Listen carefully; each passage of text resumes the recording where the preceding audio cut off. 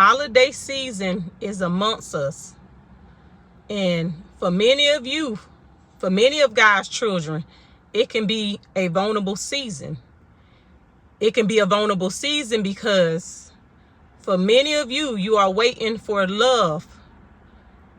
Many of you have received a promise of covenant from God, okay? Which can make the holiday season, Thanksgiving, Christmas, very vulnerable for you. And right now, as I'm speaking, there are a lot of prophetic words going around, really in the area concerning marriage, is saying that God is sending your spouse by this day, by Christmas, before the end of 2025.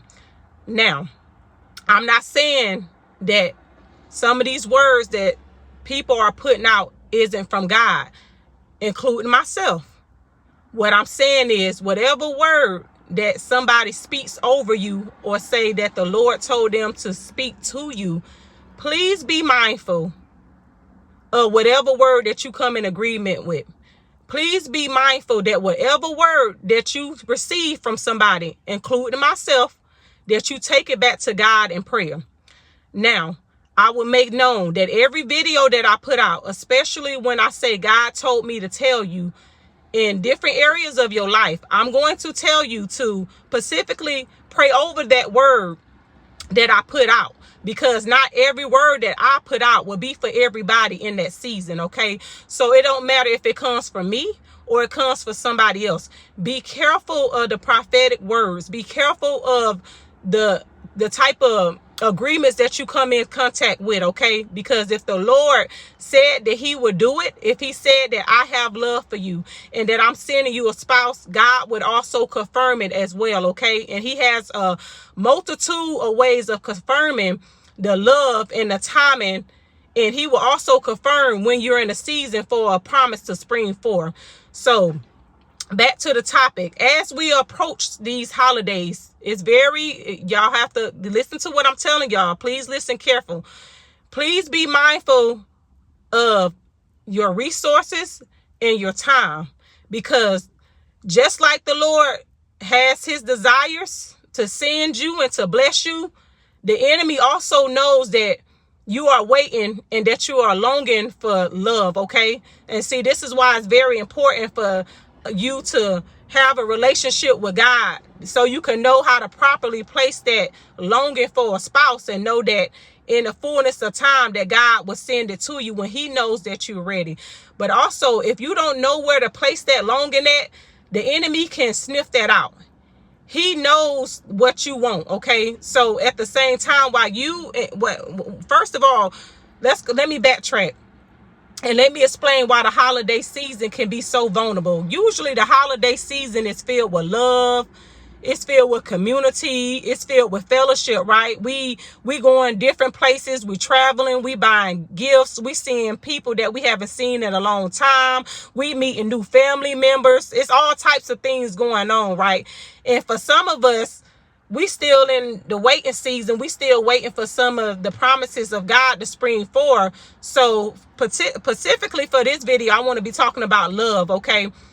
So we waiting for love, and some of those, especially Christmas and Thanksgiving, so those two holidays specifically can make us want love and a spouse even more, right? Because we see all of our family members and our friends, they sending out Christmas cards, they taking pictures, they posting, they got on matching pajamas, and those are the things that we long for, right? And your desires for wanting love, your desires for wanting covenant, they're not bad. It's the fact that you don't want to make it an idol. You don't want to place anything or anyone above your love or your relationship with God. But if you do that, the enemy knows that. The enemy knows if you don't have a comfortable relationship with God, or you're making marriage an idol, he knows how to send a counterfeit before your promise. And this is what he is on the rise to do through some of these prophetic words, by telling you to get ready before the promises of God spring forth. And if he does that, that'll delay you and that'll throw you off track to get into the promises that the Lord has for you. So I want you to be very mindful, y'all. Please pay attention to yourself in your behavior, your time, and your resources in this season. Because just like the Lord, he will send you what he has for you in due season. Due season means in his timing. It does not matter how good the prophetic word sounds. It does not matter how close it seems to be knocking at your heart. Always take those things back. And know that God has not forgotten about you. Maybe you will receive love by the end of 2025. And maybe you won't. And that's okay. We have to learn how to be okay while we wait. We have to be okay in the becoming. Because a lot of times it's in the becoming. It's in the becoming. And when I mean in the becoming, it's in becoming a person that can handle the blessing, that can handle the man or the woman that the Lord wants to send your way. Are you that person that you praying for? Are you willing to pray? Are you willing to pour? Are you willing to give? Are you willing to work side by side in purpose with this person that you're praying for? Because if you're not there yet, that's okay. But while you wait, and that's not actively sitting there, not doing nothing, not working on yourself and praying that the Lord sends you a husband or a wife. No, that's actively pursuing the things of God, keeping God first as the head of your life and doing everything in obedience and in faithfulness in your relationship with God. Okay? While you waiting, that's what waiting looks like. It don't mean I'm just going to wait and I'm not going to do nothing and I'm just going to wait for God to send this man or this woman and then we can walk side by side and we can do it together. Now, for many of God's children, that is so in marriage, right? But it's also some things that God has called you to collectively do by yourself with just you and him before he sends that man, before he sends that woman. So you all do not passively wait up on God. Keep on moving. And this holiday season, it may bring you love. God may say, this is the season, this is the month, this is the day, this is the time. And you are in that. But if you know, God will confirm it. God will confirm it in your spirit and you will know. But if it's not your season, then that's okay too. But I want you guys to be very mindful and think. Sometimes you got to think in the spirit because the devil, he sees your heart. The devil knows what you want and he knows how to fix it up to your liking. He know what type of man that you like to look at. He know what type of woman and how you like her built. And he will use all that to try to derail you by sending you one of his little schemes. He will send you one of his own to try to derail you from getting to your promise, to delay you from getting the promises of God. So don't let this holiday season discourage you. Regardless if somebody said your husband gonna come by Christmas, regardless if somebody said your wife will be here by Thanksgiving, you take everything and you test it by the word of God and you go into prayer and you ask God, is this word for me? And he will confirm it.